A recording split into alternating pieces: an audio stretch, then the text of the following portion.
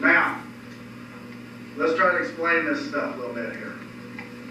Damages that alcohol and drugs do to the brain and body are okay. We went over the toxicizing, overkill, breakdown, all that good stuff.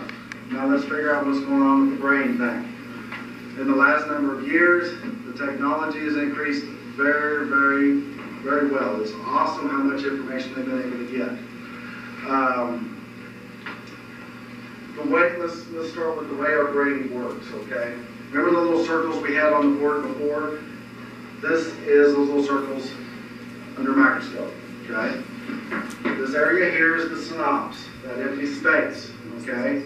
Now remember, we have these neurotransmitters. They help us think well and feel well. We're going to focus on a couple of them that help us feel well, okay? Now with this, especially anybody with medical training, we can get more specific in this later, but right now, just to explain a little bit, we're going to focus on 3 neurotransmitters: endorphin, dopamine, and serotonin, okay? There's norepinephrine, there's GABA, there's several of them, actually. And we're going to focus on these to try to keep it simple, okay? Not only for y'all, but for me. Now, what happens with our brain is very simple. These transmitters, again, imperative to how we operate during the day. These transmitters is why it's so important for us to sleep well, to eat well, stress management, exercise, all this stuff. When we sleep, we're able to re-up on these transmitters, okay? When we eat, it's like putting $5 unleaded in your gasoline tank, okay? Exercise, same thing. Stress management will mess this operation up in our brain. It's deadly, okay, to the transmitter operation here. Now, what will happen is, these are receptors. It says in the mouth with teeth, okay? Shut up. These are receptors, okay? What will happen is these things pretend all these are full of endorphins, dopamine, serotonin. That keeps our emotional level keel going here, okay? And you'll use these transmitters up similar to gasoline in your gas tank, okay? Maybe you're starting to have used up some of the endorphins here. We're short endorphins. So what will happen is there's a nerve ending over here that will send a signal up here. It says, yo, we need some endorphins. Opens up the floodgates here, and the endorphins fall. And it makes up for any deficiency that these receptors might have. You all with me so far? Now we're back to feeling good. And so then this is a hand. Okay, shut up. Hold on. Now better? Fingernails. Yeah, I can do that. Now, this is a hand. Once these endorphins, all they do is fall. Once they're full, it sends a signal to the hand, and the hand reaches out over here and makes sure and gets these endorphins instead of just keep falling, because that would be wasteful. We bring these endorphins back up here so you have some and then close the gate, and we have some left for later. Does that make sense? This hand is called the reuptake process, okay? If you're looking at Prozac, any psychotropic med, you're making fun of somebody right now. Clinical depression is real, and everyone on the face of this earth will go through at least one bout of clinical depression. You're going to be crying uncontrollably. You're not going to be wanting to get out of bed. You're going to want to stay home, close the drapes. It's going to interfere with your function of your daily life, okay? 85% of these people, according to John Hopkins 2 years ago, will come out of this depression in around 2.5 weeks with or without medication, okay? All that's going on with depression is these transmitters are floating. Most of the time it's the serotonin, and instead of the serotonin falling and hitting the receptors, okay, it's floating out here. There's no home, okay? What does the Prozac do? Simply, it'll build a wall. So the serotonin hits the wall here, and then it goes to the receptor. That's all it does, guys, okay? Psychotropic meds are not a cure-all. I always compare it to a brand new vehicle in your front yard with nothing wrong with it except 4 flat tires. The medication will air up the tires. You have to get in there and drive. And if you don't know how to drive, you don't need to be taught. Does that make sense? It's not a cure-all. It's probably the biggest mistake that we have. Medication will give you an opportunity to succeed. It'll give get you into a position where you're going to be stable emotionally, and you know what? The average length of someone on a psychotropic med or an antidepressant anyway is 1 year. Okay, so it's not like the problem with the medications are it takes forever to get in the system. Sometimes anywhere from 2 to 6 weeks. You see someone that comes in and says, I've been prescribed Prozac, but I quit it because it didn't work. How long were you on it? 2 weeks. Well, you didn't give it a chance. Does that make sense? And the other thing that's really difficult for addicts is we're used to drinking or smoking a doobie or shooting up some dope, and we're going to get high instantaneously. Okay? Put something in our system, we're ready to get buzzed. We think we're going to take an antidepressant, this is going to affect us immediately. Okay? Don't do what I did. When I was in treatment, they suggested I take a multivitamin. I never took vitamins. And I went over there and I took one. And I waited. Ain't nothing happened. I don't need these things, man. Don't do that, okay? It'll be a matter of you'll be living your life, you'll be doing your thing, and then you'll look back and say, dang, man, this has been a pretty good week, okay? That's the affect. The other thing that will happen is sometimes there's a boundary here, okay? And the serotonin will hit that, and that's why it's floating out, okay? All the Prozac does is make a hole to where the serotonin can go in there, okay? Any questions over any of that? A lot of times the depression is about this hand, the reuptake process. What will happen is this hand isn't working very well at all. So all the serotonin falls down here, and then at that point, you have none for later. Okay? And so then you'll take what they call an SSRI medication. It's a serotonin reuptake medication. Make sense? And what that does is help the hand work. And a lot of times what you're doing is assisting your brain and working properly, and then once it's back into working good, then you can get off the medication, and it's beautiful. Okay? Now, mood-altering chemicals. Yeah. Endorphin. Pay attention, any of you guys, and saying, ooh, I'm an alcoholic, but I'm not an addict. I'm an addict, not an alcoholic. Shut up, get a clue, settle down. I wish those terms would have never been around. It's chemical dependency, okay? Alcoholism is specifically addicted to alcohol. Caffeineism is addicted to caffeine. Cokeism addicted to cocaine. We're talking about a mood-altering chemical. Endorphins, okay, is a natural morphine or heroin in our system, okay? But you know what? Let's back up for just a second with the heroin thing. Why it's so addictive, okay? So you understand, when you ingest heroin, it's going to go through that liver, and it's going to turn into the equivalent of morphine.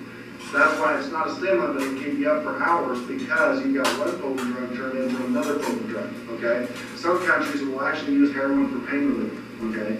We use morphine in this country. And if you want the equivalent, you up the dosage of morphine. That's it. And some people can actually lose their tolerance on morphine too. A lot of junkies will actually be in a position of getting high and their tolerance increases where they're shooting up 50 units. Cool. Then they stop using everything for 2 weeks, and then they start back again about 15 units. They lose their tolerance. It's more cost effective. And now, by the way, heroin is pure enough where you don't shoot it up, you snort it. It looks real similar to cocaine. Okay? Now, as we're looking at this, natural heroin, okay, morphine. Alcohol will be affected in this endorphins as well. Once the endorphins hit these receptors, the receptors got a feeling of, wow. Dopamine is a natural stimulant. It's a natural cocaine or crank in our system. Once it hits the receptor, you get a feeling of, yes. The serotonin, once it hits the receptor, you get a feeling of, oh. It's not a natural marijuana or THC, but as far as the receptor is concerned, same thing. When you're looking at what's happening here, alcohol is replacing the endorphins. Coke and crank is replacing the dopamine. Marijuana is replacing the serotonin. When you're using, let's say you're using cocaine. Cocaine comes in, the first thing that happens, it knocks this hand out. The hand does not work. The reuptake does not work, okay? The next thing that happens, it opens up the floodgates to the dopamine. Boom, baby. Dopamine is going to fall. All the dopamine is going to be falling out here. You're not going to have none for later because this hand isn't working. Are you with me so far? And then look what's going to happen with the cocaine. It's going to end up on top of all the dopamine. You'll never get that high ever again. That old saying, you're chasing your first high? Yeah, there's some validity to that. Cool? Any questions on this so far? Okay. So what will happen is, this is why.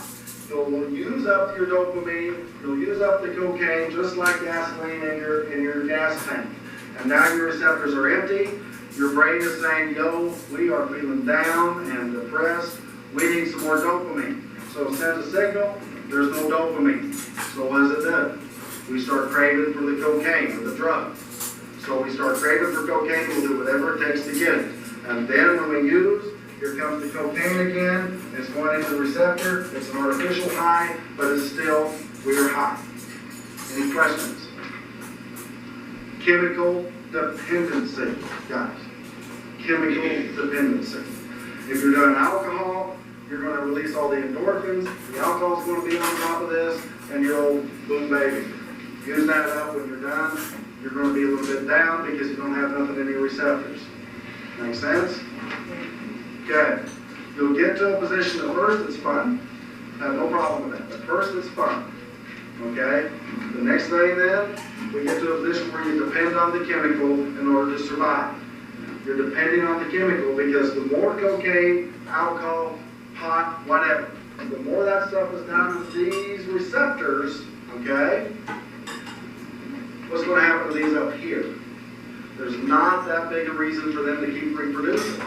So basically what happens with these guys is they get fat and lazy. There's no need for them to re-up and to reproduce as much as they normally would because you're using the mood-altering chemical instead. It's chemical dependency. Cool? Okay. Now, look at the withdrawal. You're putting this coke or grain or heroin or whatever in your system, now all of a sudden, you don't have none. You still got these guys fat and lazy, they're not in shape at all. So you don't have no more mood-altering chemical, you got these guys that are fat and lazy, and you're going to be a little irritable, you're going to be craving, you're going to have headaches, you're going to go through some hell there for a few days, okay? I'm not going to blow smoke up your rear end. You've got to have your body and your brain adjust to having no chemical in your system. Does that make sense? That's the deal. You've got to give these guys a chance to get in shape. And you'll be in a position, guys, early in recovery, where you will be on an emotional roller coaster. Okay? Some days you'll wake up and you're like, yes, nothing can mess with me. And you're like, you're floating on air. I love you. You know what I mean? And then you'll be in another thing on a day or two of that, and the next day is, I hate you. Okay?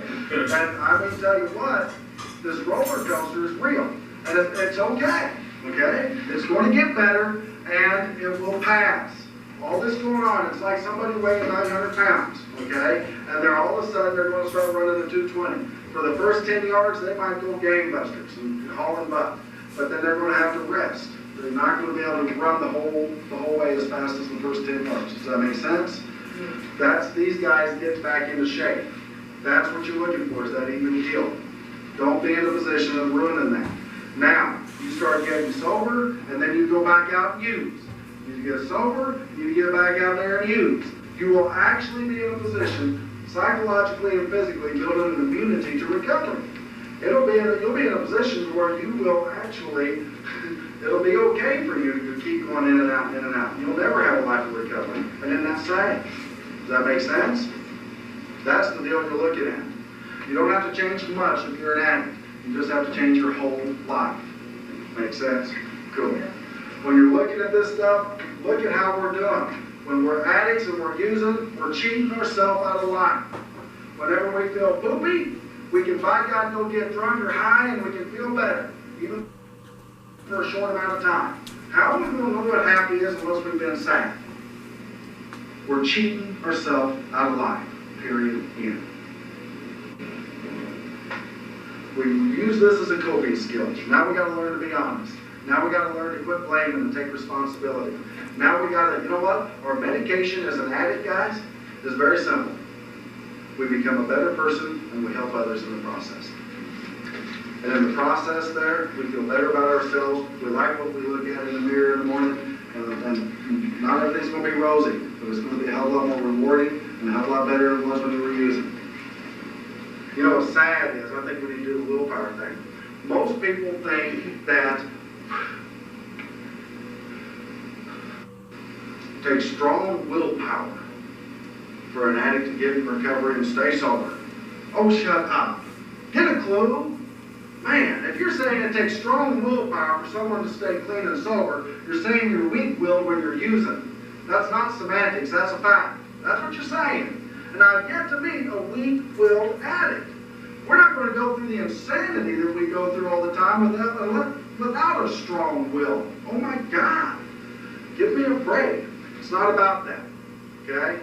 It's about surrender. Giving up. Following the directions. Me as a counselor, as far as a recovery program, will not give you any information that is profound. I'm going to give you recycled information because it works.